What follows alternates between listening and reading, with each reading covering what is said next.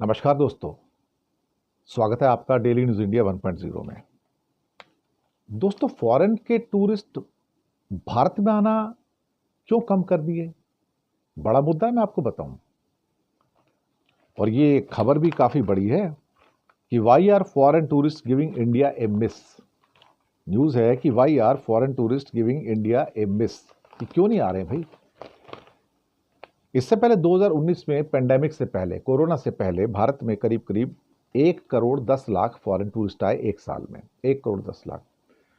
Actually उसमें देखा जाए तो हम लोग बांग्लादेशियों को भी काउंट कर लेते हैं, और वो भी मिलियंस में आते हैं बांग्लादेशी तो इंडिया में इलाज विलाज कराने को, जो भी है खरीदारी करने को, तो उसको भी हम फॉरेन टूरिस्ट गिन लेते हैं। अगर हम बांग्लादेशियों को उसमें से निकाल दें या नेपाल वालों को निकाल दें, श्रीलंका वालों को निकाल दें, तो हमारे जो फॉरेन टूरिस्ट हैं वो तो 40-50 लाख भी नहीं है एक्चुअली। 1 करोड़ की तो बात छोड़ दो।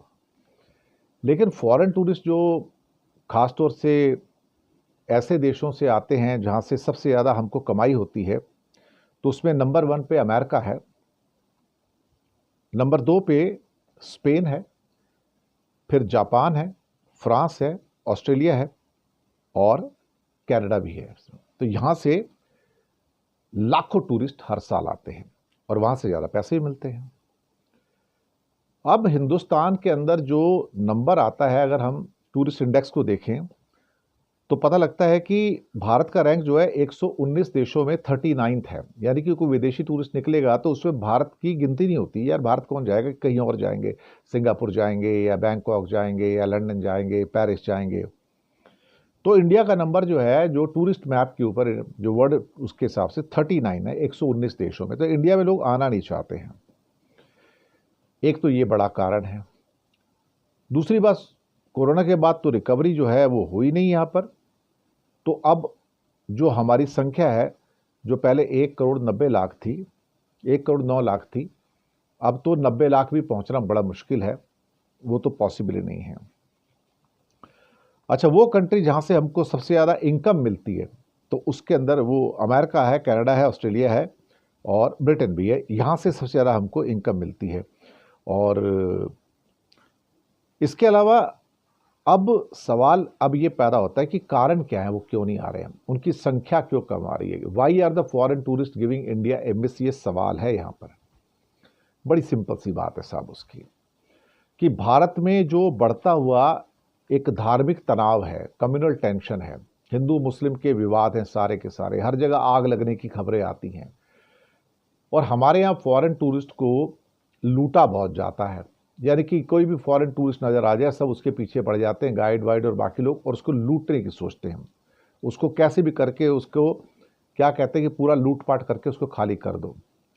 दूसरे, जो वहाँ की महिलाएं टूरिस्ट आती हैं, उनके ऊपर एक बुरी नज़र भी डाली जाती है। तो हम एक, कई बार ना, एक सभ्य समाज की तरह बिहेव ही नहीं करते। मैं आपको बताऊं, हम भारतीय जो हैं, हम एक सभ्य समाज की तरह बिहेव ही नहीं करते। तो क्या कहते हैं कि अगर हम सभ्य समाज का एक पैमाना देखें, इंडेक्स देखें, तो भारत की गिनती सभ्य समाज वाले देशों में बहुत नीचे होती है। हमारे यहाँ सभ्याचार की कोई प्रथा नहीं है, असभ्य समाज बन चुके हैं हम लोग। बेहुदा हैं, बदतमीज हैं, बेहयाई हमारे अंदर बहुत है। कोई अंग्रेज टूरिस्ट आ जाएंगे तो उनकी ओर देखते रहेंगे, उनको घूरते रहेंगे।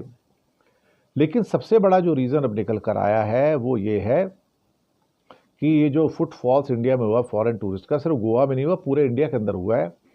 और उसका बहुत बड़ा रीज़न है कि India is not a peaceful country.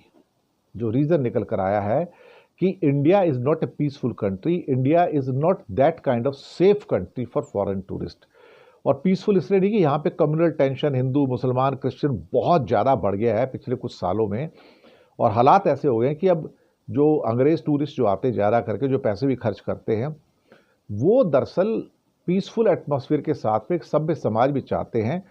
और उनको ज़्यादा क्या रिलीजन से लेना देना नहीं है। तो आप देखोगे जो Christians are not that much dedicated to the सुगट की हमें रोज़ उठ के टीके लगाने हैं या रोज़ चर्च में जाना है, रोज़ बाइबल पढ़नी है, ऐसा कुछ है नहीं। और उनके अंदर वो कट्टरवादिता नहीं है।